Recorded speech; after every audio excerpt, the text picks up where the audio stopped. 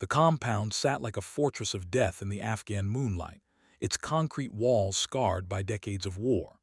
Inside, 12 Navy SEALs crouched behind overturned tables and concrete barriers, their ammunition running dangerously low.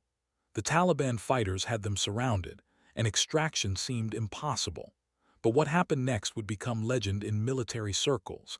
A single sniper shot that changed everything, fired by someone nobody expected. 3 hours earlier, Captain Kaida Ghost Nakamura had been grounded. Again. The flight commander's words still echoed in her mind. We need reliable pilots, not cowboys.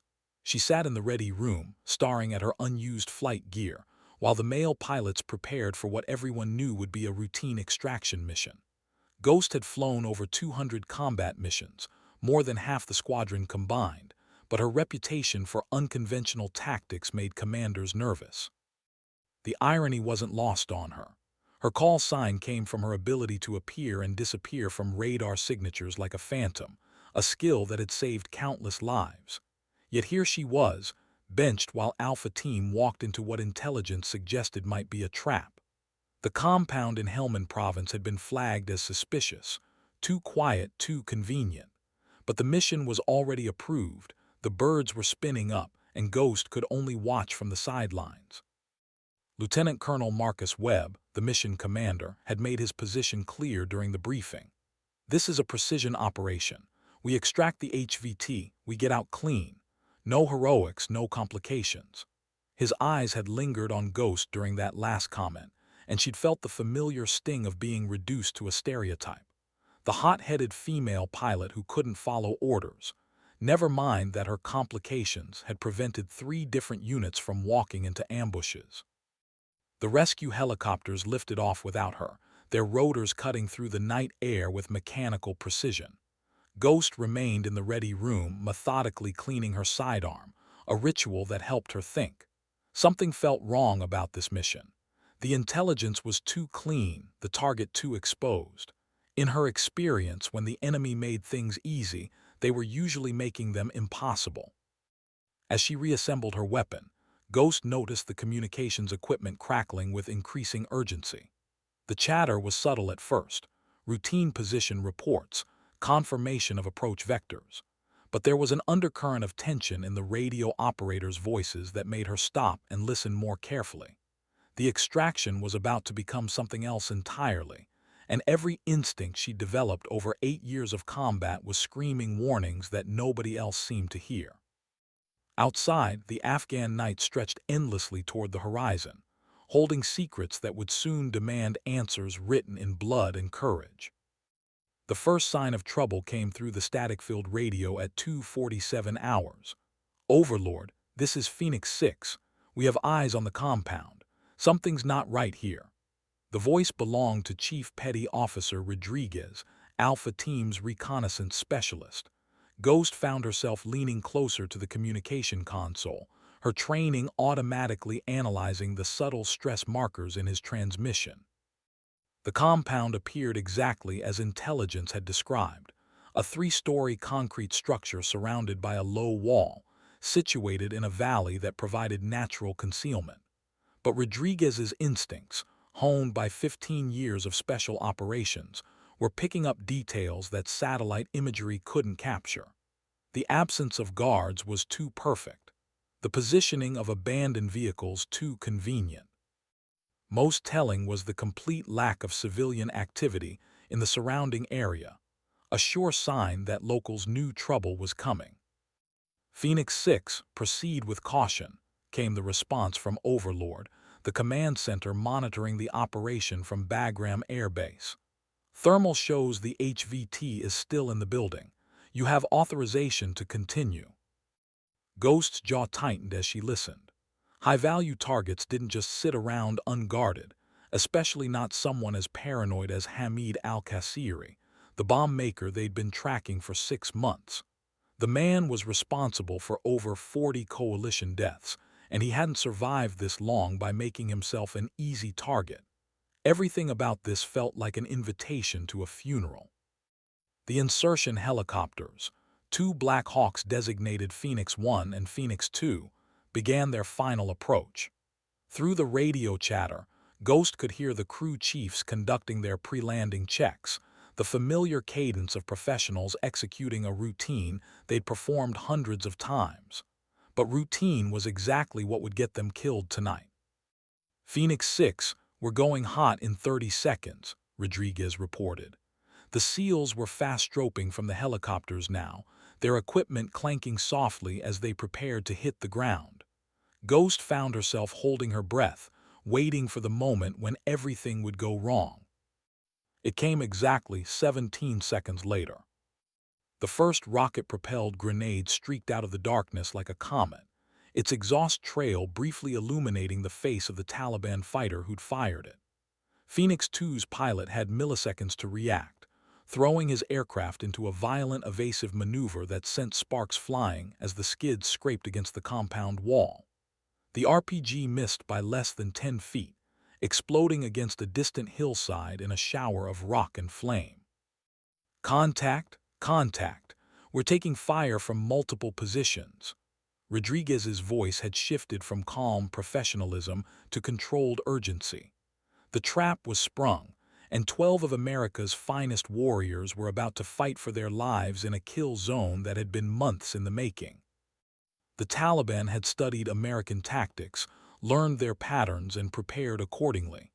This wasn't just an ambush, it was a masterclass in asymmetric warfare. The gunfire erupted from 3 directions simultaneously, muzzle flashes winking like deadly stars from concealed positions around the compound. Alpha Team had barely touched the ground when they found themselves caught in a crossfire that would have decimated a less experienced unit. But these weren't ordinary soldiers, they were Navy SEALs, and their response was immediate and coordinated. Phoenix 6 to all call signs, establishing defensive perimeter inside the compound. Phoenix 1 and 2, clear the landing zone now. Rodriguez's orders cut through the chaos as his team moved with the fluid precision of men who had trained together for years. They bounded from cover to cover, their movements choreographed by countless hours of rehearsal and refined by the harsh reality of combat. The insertion helicopters pulled away from the compound, their pilots fighting to gain altitude while door gunners laid down suppressive fire. But the Taliban fighters had prepared for this too. Surface-to-air missiles launched from hidden positions, their infrared seekers tracking the heat signatures of the aircraft engines. Phoenix 1's pilot threw his bird into a series of violent maneuvers, dispensing chaff and flares, while his co-pilot worked frantically to establish communication with the ground team. Inside the compound, Alpha Team had taken refuge in the main building, but their situation was deteriorating rapidly. The structure that was supposed to contain their target had become their prison. Windows that should have provided tactical advantage were now kill zones. Every doorway was a potential death trap, and the Taliban fighters knew the layout better than the Americans did. Overlord, this is Phoenix 6. We need immediate close air support and extraction. We are heavily outnumbered and taking casualties. Rodriguez's voice remained steady, but Ghost could hear the underlying tension. The team medic was already working on Petty Officer Martinez, who'd taken shrapnel from a grenade blast during the initial contact. The radio crackled with responses from various aircraft in the area, but the closest Apache gunships were 20 minutes out, an eternity in combat time. The AC-130 gunship that should have been providing overwatch had been delayed by mechanical problems. Alpha Team was on their own, facing an enemy that had been planning this moment for months. Ghost stood abruptly, her chair scraping against the floor of the ready room. Every fiber of her being was screaming at her to act, but she was grounded, powerless to help the men who were fighting for their lives less than 50 miles away. She stared at her unused flight gear hanging on the wall, then at the radio broadcasting the increasing desperation of the situation. Outside, her aircraft sat on the tarmac, fueled and ready, waiting for a pilot who wasn't allowed to fly. The Taliban's tactics became clear as the battle entered its second hour. They weren't trying to overrun the compound immediately. They were bleeding Alpha Team slowly, methodically reducing their ammunition and morale while reinforcements moved into position. It was a strategy that demonstrated both patience and tactical sophistication, qualities that American intelligence had consistently underestimated in their adversaries. Rodriguez counted his remaining ammunition for the third time in 10 minutes. Each SEAL carried enough rounds for a standard firefight, but this had evolved into something far beyond standard. The enemy fighters were well disciplined, firing in controlled bursts and changing positions frequently to avoid return fire. They knew exactly how long American ammunition would last, and they were prepared to wait. Phoenix 6 to Overlord, requesting immediate resupply and reinforcement. We cannot hold this position indefinitely. The request was professional and calm, but everyone listening understood the subtext. Alpha Team was in serious trouble, and their options were narrowing with each passing minute. The compound's architecture worked against them. What had appeared to be a simple extraction target was actually a carefully designed kill zone. The rooms were too small to maneuver effectively, the walls too thick to penetrate with their weapons, and the stairwells had been blocked to prevent movement between floors. The Taliban had spent months preparing this location, studying American tactics and creating the perfect trap. Ghost had heard enough. She walked purposefully to the flight line supervisor's office, where Staff Sergeant Williams was monitoring the situation with increasing concern. Williams had served 3 tours in Afghanistan and understood what was happening better than most. The expression on his face told Ghost everything she needed to know about Alpha Team's chances. "Sergeant, I need an aircraft," she said without preamble. Williams looked up from his radio console, his weathered face creased with worry. "Captain, you know I can't authorize that. Colonel Webb was very specific about." "Webb's people are about to die," Ghost interrupted, "and I'm the only pilot available who knows that compound." She'd studied the intelligence photos extensively during the pre-mission briefing, noting details that others had overlooked. The compound's design reminded her of similar structures she'd encountered in Iraq, buildings that appeared simple from the outside but contained hidden passages and fortified positions. Williams hesitated, weighing regulations against reality. In the background, Rodriguez's voice continued reporting their deteriorating situation, each transmission more urgent than the last. The Taliban fighters were probing the compound's defenses, testing for weaknesses while their reinforcements moved into final positions. "You'll face a court-martial," Williams warned. Ghost was already reaching for her flight gear. "Then I'll face it with 12 SEALs alive to testify." The decision crystallized in that moment, driven by years of training and an unshakable belief that no warrior should die while she had the power to prevent it. She grabbed her helmet and survival vest, her movements quick and efficient. There was no time for second-guessing or lengthy preparations. Alpha Team was running out of time, and every second of delay could mean the difference between life and death. As she headed toward the flight line, Ghost felt the familiar pre-combat focus settling over her mind like a comfortable blanket. The politics and personalities that had kept her grounded faded into irrelevance. There was only the mission now, and the men who needed her to succeed. Her aircraft waited in the darkness, a sleek Predator designed for exactly this kind of work. Ghost's bird was an MH-6M Little Bird, a helicopter that looked deceptively fragile but was actually one of the most versatile aircraft in the Special Operations arsenal. Its compact size allowed it to operate in environments where larger helicopters couldn't function, and its agility made it nearly impossible to target effectively. More importantly, it was equipped with a sophisticated sensor package and precision weapons systems that could make a significant difference in the kind of close-quarters battle that Alpha Team was fighting. She completed her pre-flight inspection in record time, her hands moving with the automatic precision of someone who performed these checks thousands of times. Every switch, every gauge, every system component was verified and ready. The little bird responded to her touch like a thoroughbred horse, sensing its rider's urgency, engines spooling up with a distinctive whine that cut through the night air. "Tower, this is Ghost requesting immediate departure for emergency close air support," she transmitted, already knowing what the response would be.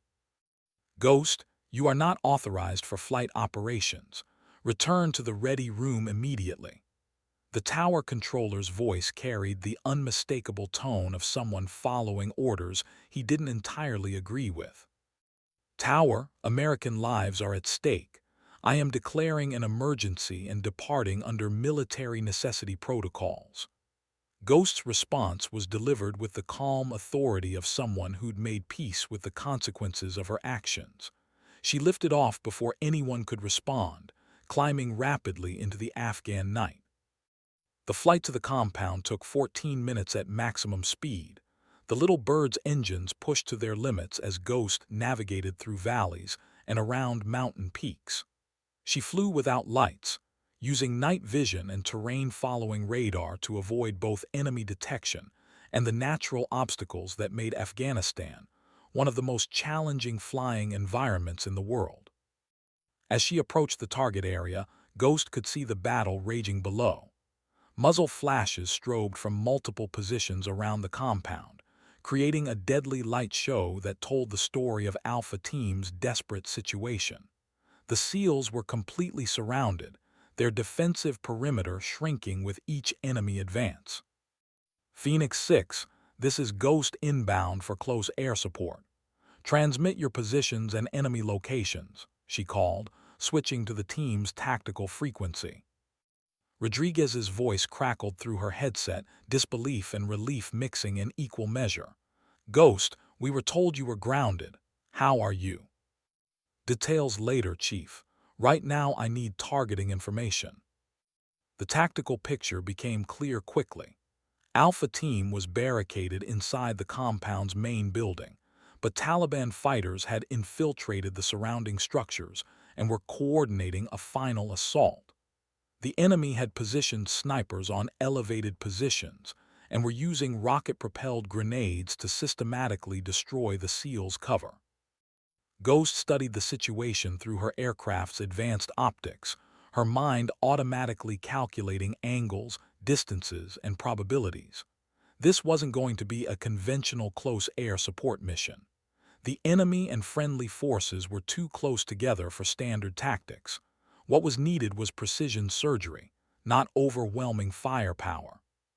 She keyed her radio one final time before beginning her attack run. "Phoenix 6, keep your heads down. Ghost is going to work."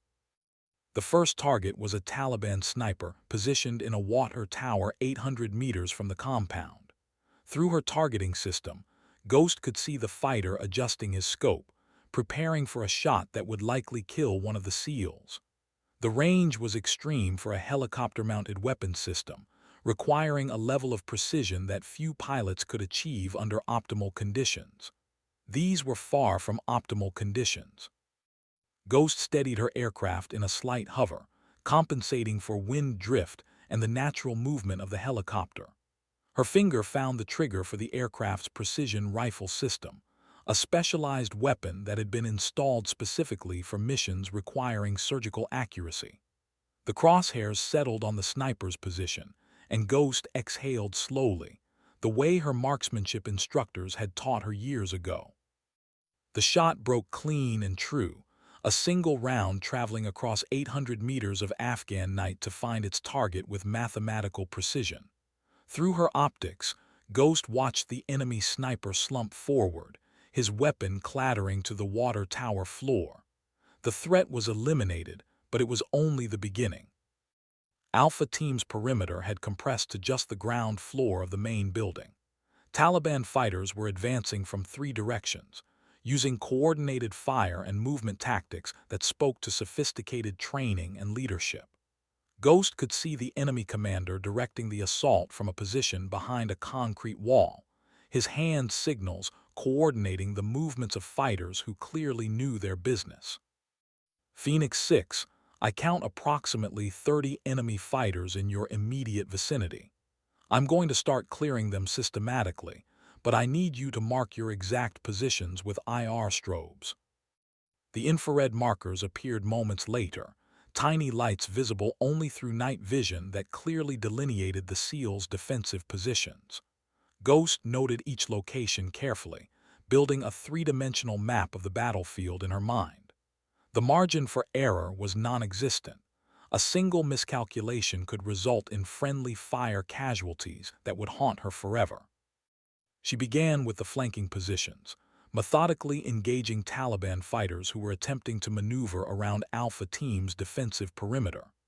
Each shot required perfect timing and accuracy, as the targets were often moving and using cover effectively. The little bird's small size allowed Ghost to position herself at angles that larger aircraft couldn't achieve, giving her clear shots at enemies who thought they were protected. The Taliban fighters quickly realized they were being hunted by something they couldn't easily target in return. Ghost's aircraft was too small and agile for their shoulder-fired missiles, and her constantly changing position made it impossible for their machine gunners to establish effective fire. She was fighting their kind of war now, asymmetric, unpredictable, and devastatingly effective. But the enemy adapted quickly. The Taliban commander, recognizing the threat that Ghost represented, began repositioning his forces to counter her tactics. Anti-aircraft guns that had been hidden during the initial assault were uncovered and brought into action. The battle was entering a new and more dangerous phase. The first indication that the Taliban had prepared anti-aircraft defenses came in the form of tracer rounds streaking past Ghost's cockpit like deadly fireflies. A Zu-23 anti-aircraft gun, concealed beneath camouflage netting on a nearby hillside, had opened fire with its twin 23 cannons. The weapon's rate of fire was devastating, nearly 4,000 rounds per minute of explosive shells designed to destroy aircraft exactly like the little bird. Ghost reacted instinctively, throwing her aircraft into a violent evasive maneuver that would have disabled a less experienced pilot. The little bird dropped like a stone, then pulled up sharply, its airframe groaning under G-forces that pushed the helicopter to its structural limits. Behind her, the sky filled with exploding shells, each one close enough to send shrapnel pinging off her aircraft's armored skin. Phoenix 6, I'm taking heavy anti-aircraft fire. May have to break off engagement, she transmitted, her voice steady despite the deadly light show surrounding her aircraft. Negative, Ghost. We need you here. We're down to our last magazines, and they're preparing for a final assault. Rodriguez's response carried the desperate edge of a man who understood that extraction was no longer an option. Alpha Team would hold their position or die trying, but they couldn't do it without air support. Ghost banked hard to the left, using a ridge line to break line of sight with the anti-aircraft gun. Her mind raced through tactical options, each one requiring risks that would have been unthinkable under normal circumstances. But these weren't normal circumstances, and the men on the ground deserved everything she could give them. The solution came to her with startling clarity. Instead of trying to fight the anti-aircraft gun directly, she would use the terrain to her advantage.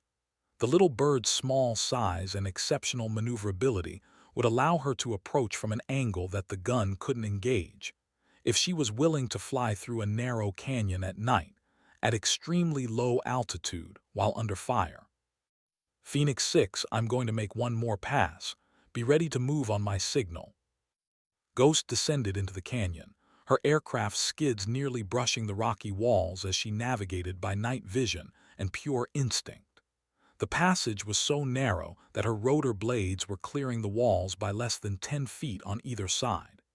Any mechanical failure or moment of inattention would result in an immediate crash, but the approach would put her in position to eliminate the anti-aircraft threat once and for all. She emerged from the canyon directly behind the Zu-23 position, catching the gun crew completely by surprise. They had been watching the sky to their front, never imagining that an aircraft could approach from the narrow defile behind them. Ghost's first burst destroyed the anti-aircraft gun and its crew, eliminating the primary threat to her aircraft and restoring her freedom of movement. But the victory came at a cost. During her canyon approach, the Taliban fighters around the compound had advanced significantly closer to Alpha Team's position. Several enemy fighters had actually breached the outer perimeter and were now fighting from room to room inside the building. The situation had deteriorated from desperate to critical. Through her thermal imaging system, Ghost could see the heat signatures of the combatants inside the building. SEALs and Taliban fighters were engaged in close-quarters battle, moving through rooms and corridors in a deadly game of hide and seek. Traditional air support was now impossible. The ranges were too close, and the targets too intermingled. That's when Ghost remembered something from her pre-mission briefing that everyone else had overlooked. The compound's architectural plans, buried in the intelligence packet, had shown an unusual feature: a skylight in the main building's central courtyard. It was a small detail, barely worth noting during normal planning, but it might provide the precision engagement opportunity she needed. She maneuvered her aircraft directly above the compound, using her downward-looking sensors to peer through the skylight into the building below. The thermal signatures told a clear story. 3 Taliban fighters were advancing down a corridor toward the room where most of Alpha Team had taken refuge. They were moving carefully, professionally, clearly intending to eliminate the SEALs with grenades or automatic weapons fire. Ghost had one chance to save them, but it would require the most difficult shot of her career. She would have to fire through the skylight, into a building, at targets moving among friendlies, while hovering in a helicopter at night. The margin for error was measured in inches, and the consequences of missing were unthinkable. She steadied the little bird in a precise hover, her hands moving with surgical precision on the controls. Through her targeting system, she could see the Taliban fighters raising their weapons, preparing to breach the room where Alpha Team was waiting. There was no time for second thoughts or careful calculation. There was only the shot, and the men whose lives depended on her making it perfectly. Ghost's finger found the trigger, and she whispered a prayer to whatever gods watched over warriors in the night. The precision rifle spoke once, its report echoing off the compound walls like thunder. The bullet traveled through the skylight, through 10 feet of empty air, and into the leading Taliban fighter with perfect accuracy. The man dropped instantly, his weapon clattering across the floor as his companion spun around in confusion, trying to understand where the shot had come from. Before they could react, Ghost fired twice more, each shot placed with mathematical precision. The second fighter fell as he raised his AK-47, the bullet catching him center mass. The third managed to get off a burst of automatic fire, but his shots went wide as Ghost's final round found its mark. In the space of 15 seconds, she had eliminated 3 enemy fighters from a hovering helicopter, firing through a skylight into a darkened building. Phoenix 6, corridor is clear. 3 tangos down, she transmitted, her voice carrying the controlled satisfaction of a professional who had just executed a perfect shot sequence. Rodriguez's voice came back filled with awe and relief. Ghost, I don't know how you made those shots, but you just saved our lives. We're moving to secure the building now.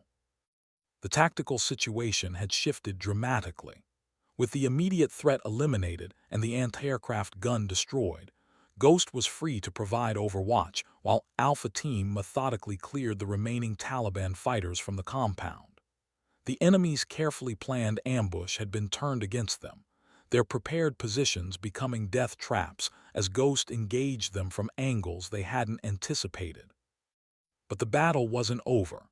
Intelligence reports indicated that Taliban reinforcements were en route, including heavy weapons and additional anti-aircraft systems. Alpha Team had perhaps 20 minutes before they would be facing an even larger enemy force, this time without the element of surprise that had allowed Ghost to be so effective. Overlord, this is Ghost. Alpha Team has secured the compound, but we need immediate extraction. Enemy reinforcements inbound, estimate company strength with armor support. She transmitted the request while continuing to circle the compound, her sensors scanning for any remaining threats. The response from the command center was swift and professional. Ghost, be advised that your unauthorized flight has resulted in formal charges being filed. You are ordered to return to base immediately and turn yourself in for arrest. There was a moment of silence on the tactical frequency as every operator monitoring the battle absorbed the implications of what they'd just heard. Ghost had violated direct orders to save Alpha Team, and now she was facing the full weight of military justice. The men she'd risked everything to save were listening to her career being destroyed in real time. Rodriguez was the first to respond, his voice carrying the authority of a senior NCO who had seen enough combat to understand what really mattered. Overlord, Phoenix 6 here. Be advised that Ghost's actions have prevented the loss of 12 United States Navy SEALs. Any charges against her will be contested by every member of this team. Similar transmissions began flooding the tactical frequency as other units monitoring the battle voiced their support. Pilots, ground controllers, and support personnel who had listened to the entire engagement added their voices to what was becoming a spontaneous defense of Ghost's actions.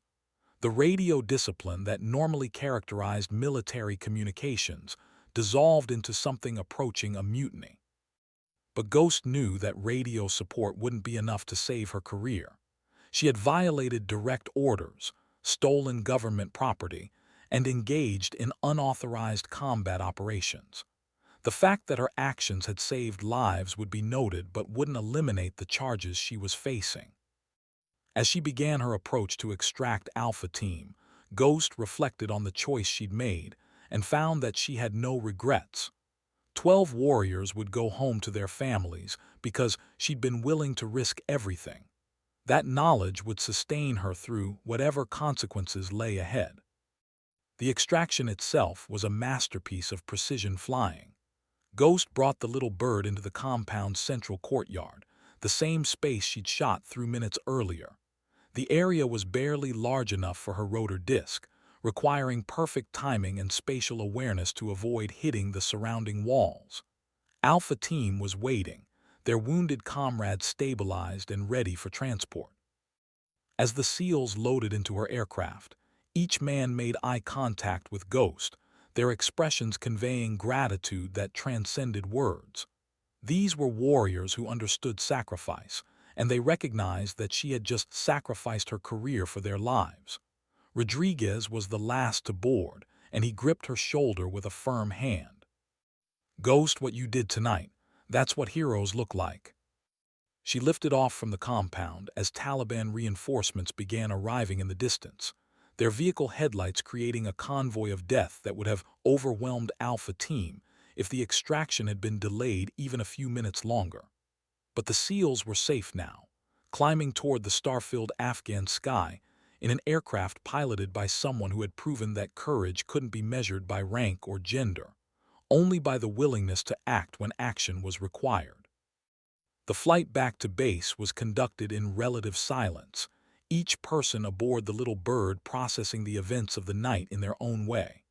Ghost focused on her flying, guiding the helicopter through the mountain passes with the same precision she demonstrated during the rescue. But part of her mind was already preparing for the confrontation that awaited her on the ground.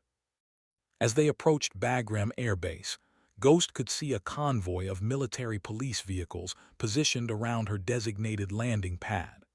Staff cars belonging to senior officers were lined up nearby, their occupants waiting to witness her arrest. The scene was orchestrated to send a clear message about the consequences of disobeying orders, regardless of the circumstances or outcomes. "Ghost, this is Tower. You are directed to land at Pad 7 and shut down immediately.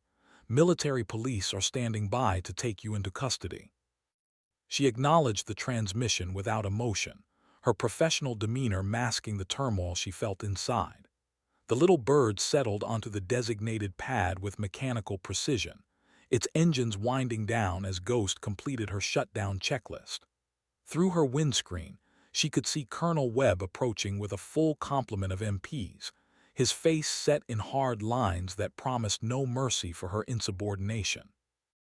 Alpha Team began disembarking from the aircraft, but Rodriguez hesitated at the door.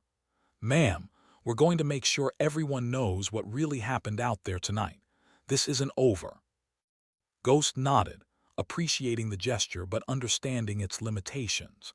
Military justice operated according to regulations and precedent, not battlefield heroics.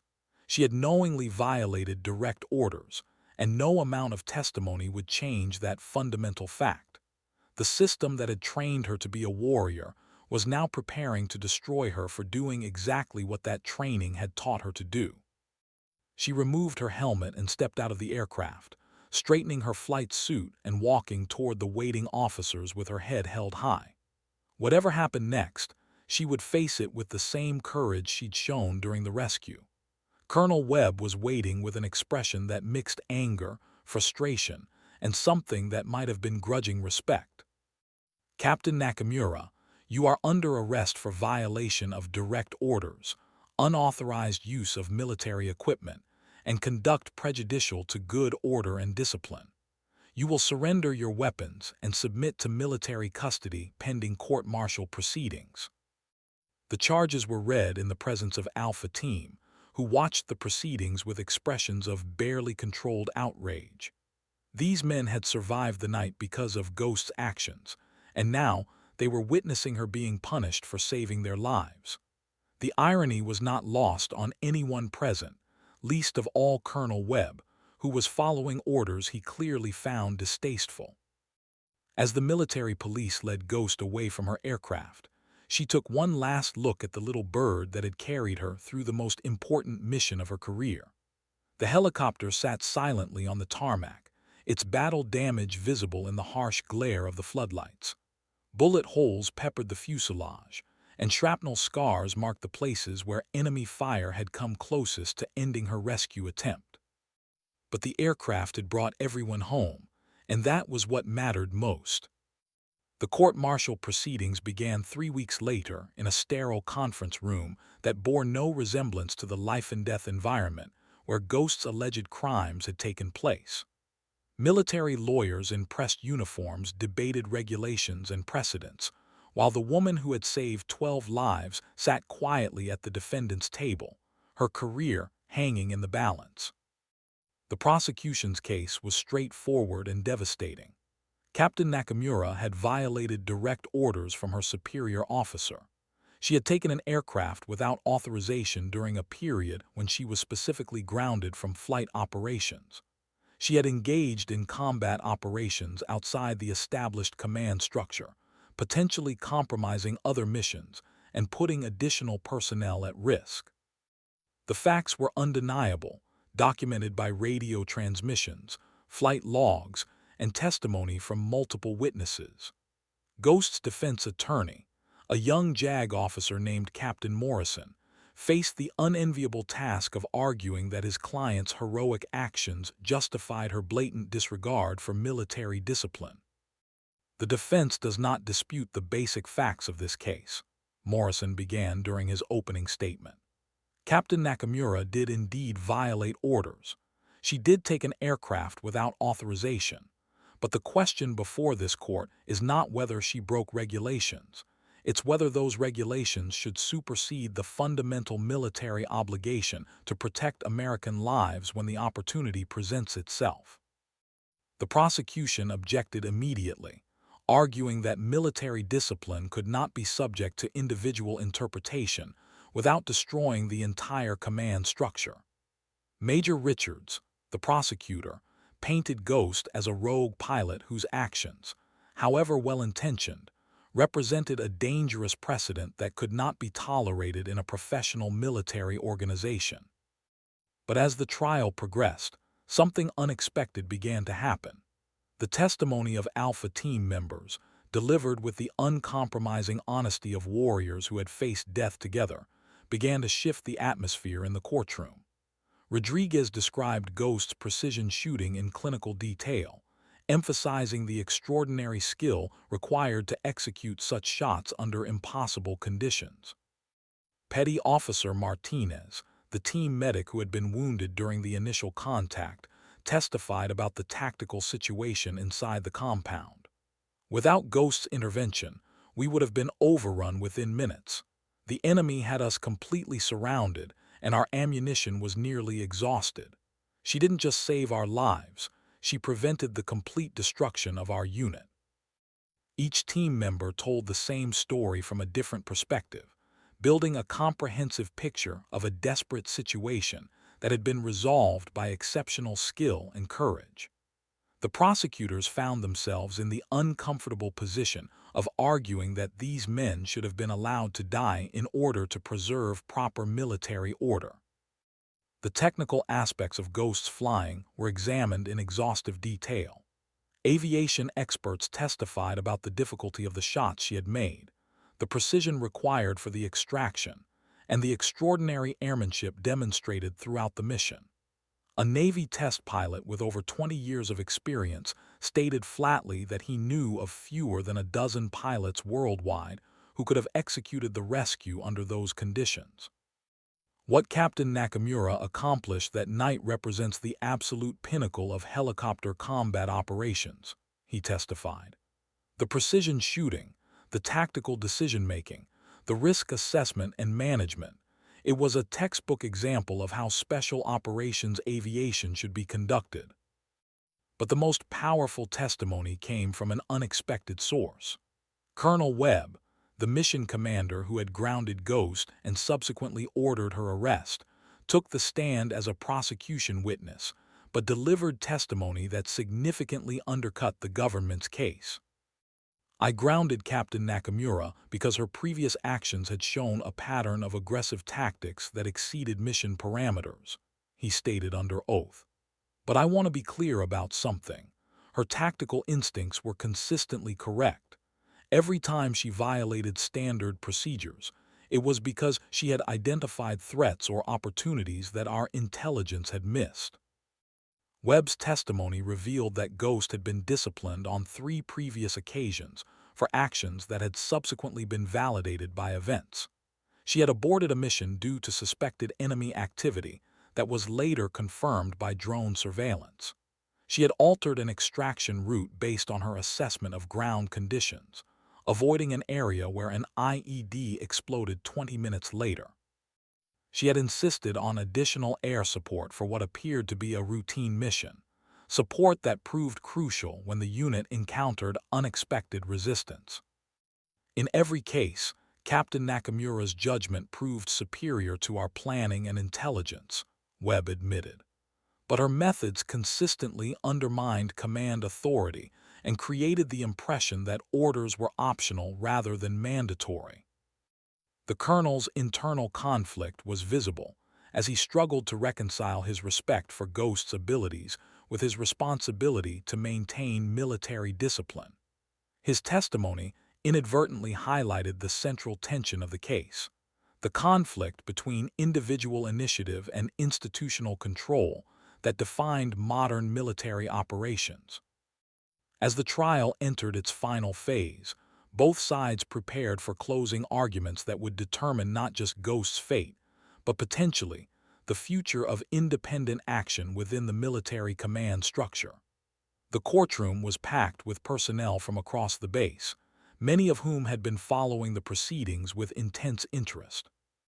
Outside, Alpha Team maintained a constant presence, their silent vigil serving as a reminder of the human cost of the regulations being debated inside. These men owed their lives to the woman whose career was being dissected by military lawyers, and their loyalty was absolute and unwavering. The stakes could not have been higher, and everyone involved understood that the verdict would resonate far beyond one captain's personal fate. The closing arguments crystallized the fundamental tension that had driven the entire case. Major Richards, the prosecutor, delivered a methodical presentation that emphasized the absolute necessity of military discipline and the dangerous precedent that would be set by acquitting Ghost of the charges against her. "Ladies and gentlemen of the court, we are not here to demean